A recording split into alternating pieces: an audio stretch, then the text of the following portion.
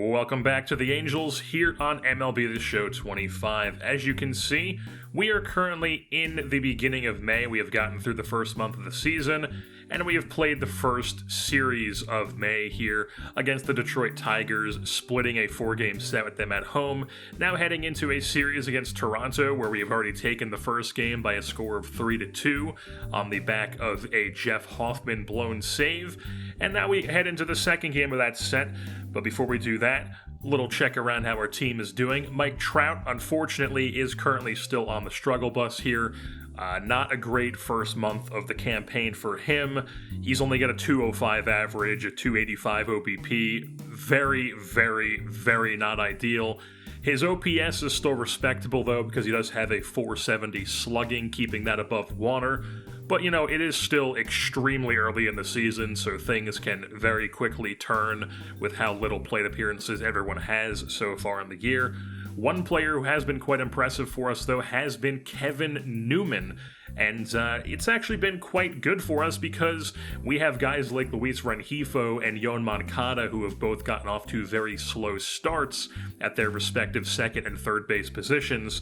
So Newman has actually been spotting in quite a bit and giving us some value at those spots. He's a really, really good contact bat against left-handed pitching, can hold his own against righties, can play really solid defense all over the infield. Solid veteran to have, expiring contract too, so if he keeps playing like this, he might be able to get us something at the deadline. If, we end up being a bad team and that's the way we go, or if, we're good, it's probably because somebody like Kevin Newman is having a really solid season. The Los Angeles Angels here in Anaheim playing host to the Toronto Blue Jays. On the bump for the Angels on the day will be the left-hander Tyler Anderson, who has been fantastic in his last 3 games started, really overall this season. Take a look at the Jays lineup he'll be facing, listed 1-2-9. We'll start things off. Andrés Giménez leading things off for Toronto. He's going out to right center field. That's going to be up against the wall. Easy leadoff double for Giménez. So things not starting off well for Anderson. His funky windup trying to mess with deception. Easy to steal on, though. Swipes third base. Giménez now 90 feet away. George Springer then pops one up into shallow right field. Rengifo will put that one away for out number 1. Nobody tags up, but then Vladimir Guerrero Jr. comes up, grounds one over to shortstop. That will move the runner up. It's now a 1-0 Jays lead as they strike first. Bowden Francis on the bump here for Toronto. He has been phenomenal this season. You can see through 6 starts, a sub-2 ERA. There you have the Angels lineup listed 1-9 on the day. We'll start things off here with Taylor Ward getting a ground ball for the 3rd out of the inning.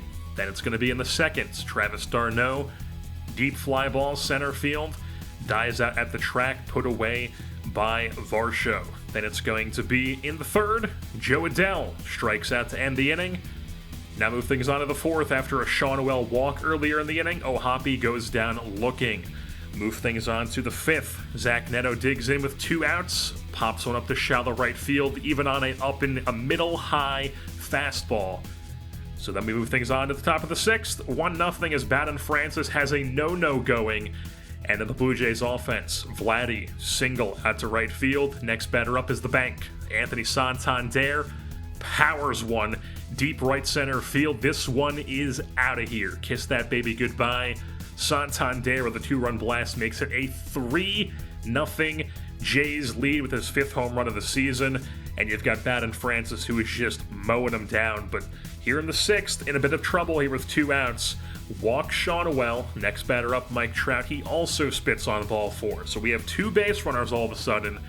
Francis still no hits given up. Taylor Ward gets a middle-in fastball, turns on it, good timing, puts a charge in it to left field, dies at the track. Santander makes the catch.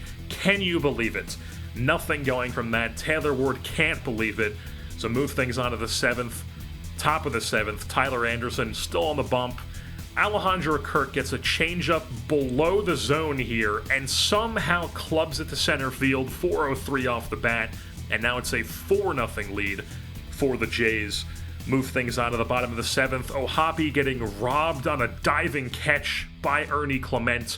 normal name to have in 2025, but makes the play there, robs the Angels of their first hit, move things on to the 8th. It's going to be a hanging slider to Neto, somehow grounds at the shortstop. Then you've got Moncada, middle fastball, dies out at the track, 2 down. Then you have Joe Adell. You hang him, he bangs him. Joe Adell breaks the no-no. He takes it through 7 2/3. And finally, the Angels have gotten a hit on the day. Joe Adell with an absolute bomb to center field. We'll now move things on to the 9th inning, where Jeff Hoffman comes on looking for the save. He has not been great this season for them, and things don't get off to the greatest start for him. Leading things off the inning is Mike Trout with a base knock. Then it brings up Taylor Ward. He's going out to left field. This is going to be over the diving glove of Santander.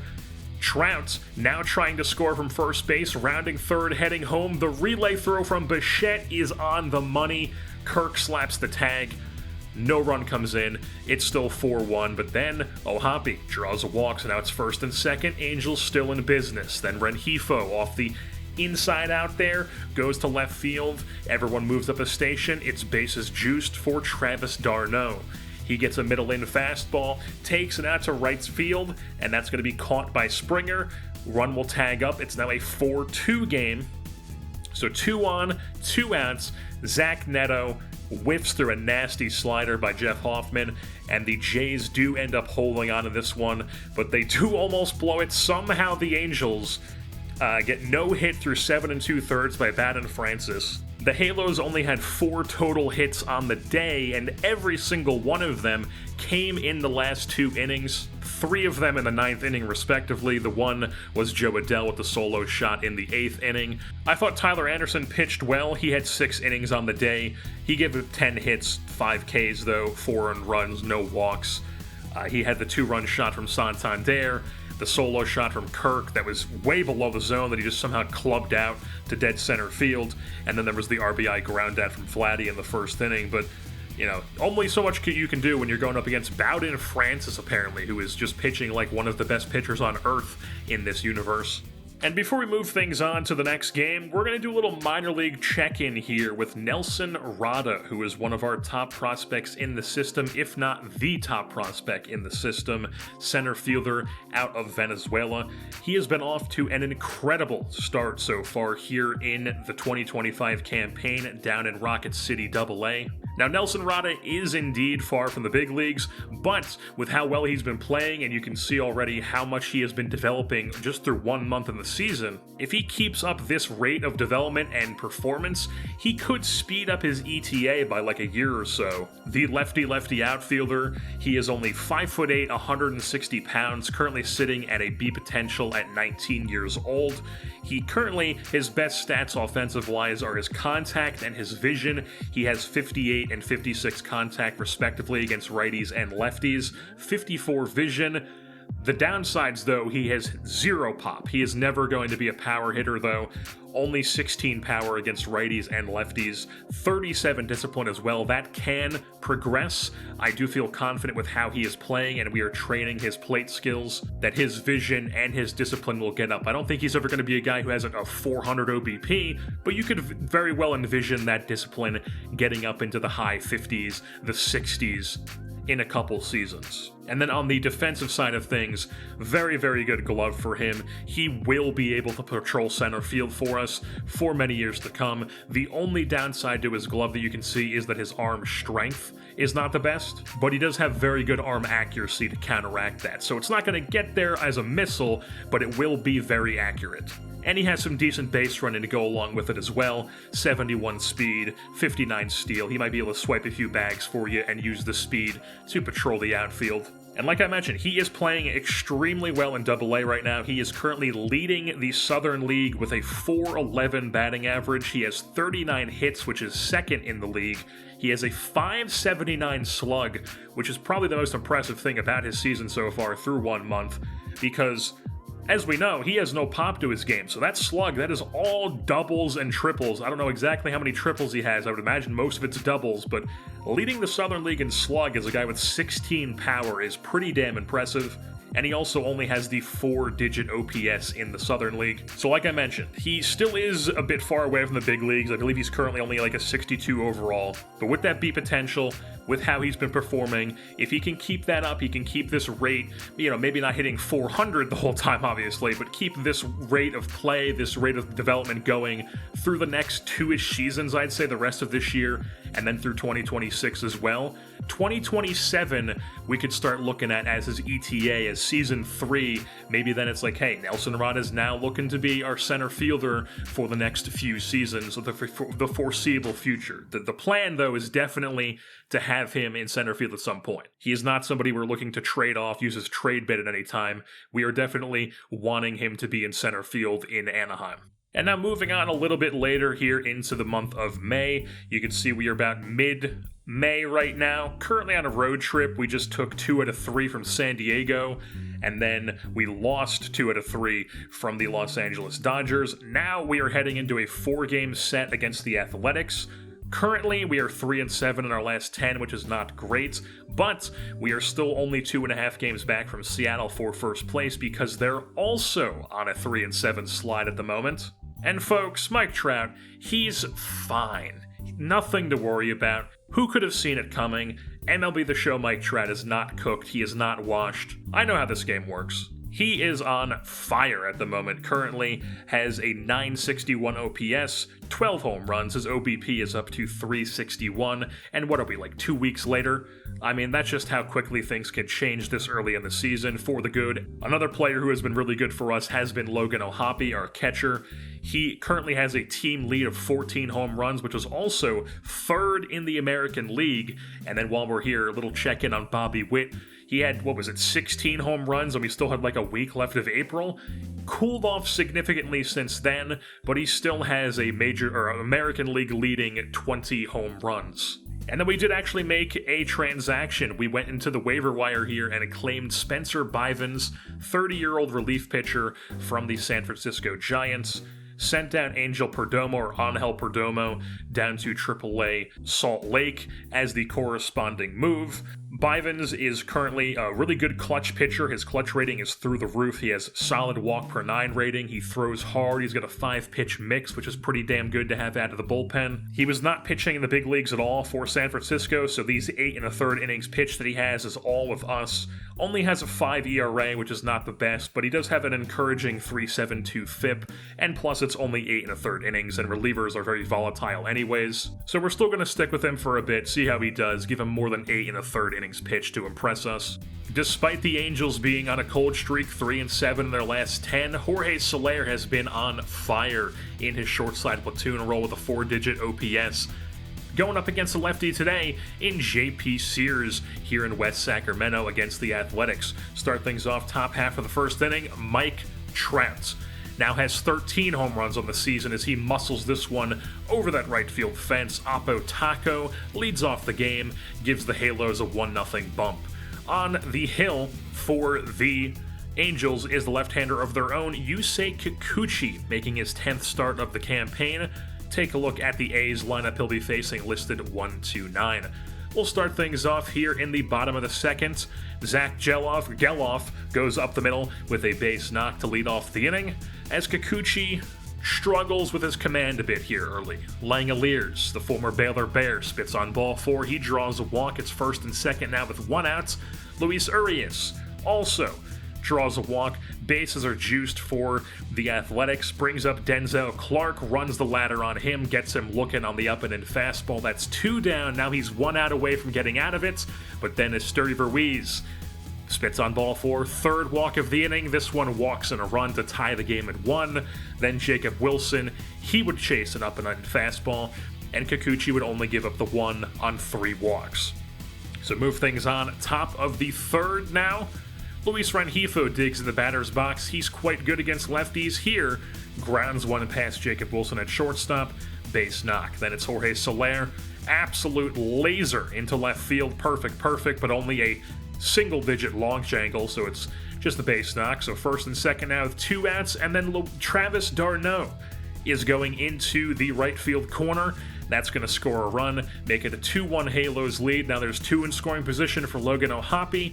He grounds one, but Luis Urias makes a diving stop at third base. Beautiful play, keeps it at a 2-1 game, strands those two runners. We're on to the bottom of the third, where Brent Rooker singled in the inning, so did Butler, and then Geloff strikes out, brings up Seth Brown. He pops up the right field, 2 down. Then it brings up Langoliers, pitch in dirt. They try to move up, and O'Hoppe guns him at third base. Nothing going for the A's that inning. Move things on to the top of the fourth. Mike Trout, he's back in business, folks. No doubt home run. Makes it a 3-1 lead now. Again going oppo. This one 381 into right field. 3-1 Halos lead.